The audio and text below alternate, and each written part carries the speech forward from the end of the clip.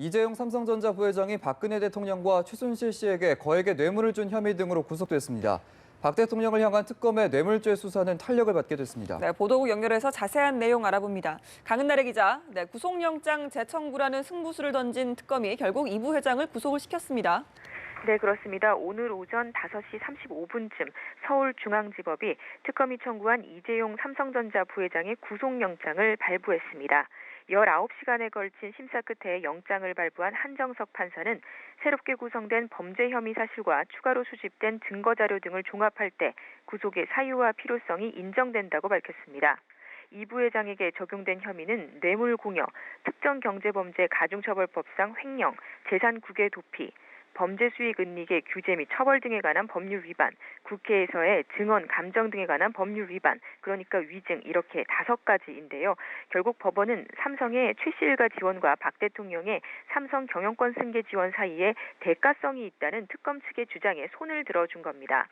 삼성 창립 이래 총수가 구속된 것은 이번이 처음인데요. 현재 서울구치소에서 대기 중인 이 부회장은 그대로 구치소에 수감되고 다른 수감자들과 마찬가지로 이 부회장 역시 앞으로 수의를 입고 수감 생활을 하게 됩니다. 또 앞으로 구속된 상태로 특검을 오가면 뇌물 혐의와 관련된 강도 높은 수사를 받게 될 전망입니다. 한편 법원은 이 부회장과 함께 구속영장이 청구된 박상진 삼성전자 대외 담당 사장에 대한 영장은 기각했는데요. 이에 대해 법원은 피의자의 지위와 권한 범위, 실질적 역할 등에 비추어 볼 때 구속의 사유와 필요성을 인정하기 어렵다며 기각 사유를 밝혔습니다. 네, 이재용 부회장의 첫 번째 구속영장은 기각이 됐었는데 다시 청구된 구속영장이 발부된 이유 어떻게 봐야 될까요? 네, 일단 특검은 지난달 1일 구속영장이 기각된 후 약 4주간 추가 수사를 벌였습니다. 그 결과 이 부회장의 혐의가 지난달 첫 번째 구속영장이 청구됐을 때보다 더 늘어났습니다. 앞서 설명드린 대로 기존의 뇌물공여와 위증, 횡령에 더해서 특검은 재산국외 도피와 범죄수익은닉 혐의를 새롭게 추가했습니다. 삼성이 독일에 있던 최순실 씨 측에 신고 없이 거액을 송금한 것과 허위 계약서를 작성하며 명마 2피를 우회 지원한 정황을 포착한 건데요. 특검은 뇌물의 대가성을 두고 국민연금으로부터 삼성 합병 지원을 받았다는 것에 더해서 합병 이후에도 순환출자 고리 해소 과정에서 청와대가 공정위를 통해 삼성의 주식 처분 규모를 줄여준 것으로 보고 있습니다. 특검은 또 뇌물수수자로 최순실 씨를 조사했고 안종범 전 수석의 업무 수첩과 공정위 관련자의 업무 일지 등 핵심 물증을 추가로 확보하며 더욱 촘촘한 수사망을 펼쳤는데요.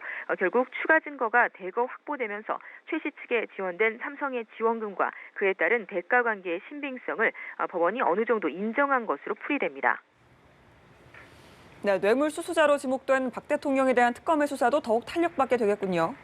네, 그렇습니다. 박 대통령의 대면 조사가 무기한 연기된 상황인데다가 청와대 압수수색도 불가능해지면서 박 대통령을 향한 특검의 뇌물죄 수사는 사실상 답보 상태였습니다. 그런데 오늘 이 부회장의 신병을 확보하면서 특검은 뇌물을 받은 사람으로 지목된 박 대통령을 수사하는데 강한 명분을 얻게 됐습니다. 청와대 역시 더 이상은 대면 조사를 피하기는 어렵게 됐는데요.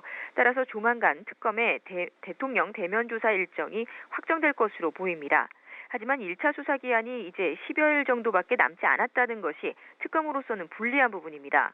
구속 피의자의 경우 최대 20일 동안 수사를 벌일 수 있는 만큼 오늘 이 부회장의 구속으로 특검은 황교안 권한대행 측에 수사 기한 연장을 더욱 강하게 요구할 것으로 예상됩니다. 지금까지 보도국에서 전해드렸습니다. 이재용 부회장 구속은 박근혜 대통령 탄핵 심판과 직접적인 관계는 없습니다. 하지만 이어질 변론과 헌법재판소 결정 과정에서 대통령 측의 입지가 좁아질 거란 관측에는 조금씩 무게가 실리는 분위기입니다. 오예진 기자입니다.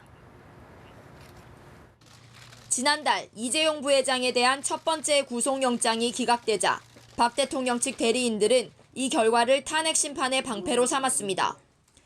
이 부회장의 뇌물공여 혐의가 인정되지 않은 것을 들며 박 대통령의 뇌물죄 역시 근거가 없고 때문에 탄핵 소추의 사유 또한 안 된다는 것이었습니다. 박 대통령의 탄핵 소추 사유와 삼성을 비롯한 대기업의 재단 출연 등이 밀접하게 연관돼 있음을 염두에 둔 논리였습니다. 하지만 이 부회장의 구속으로 상황은 바뀌었습니다.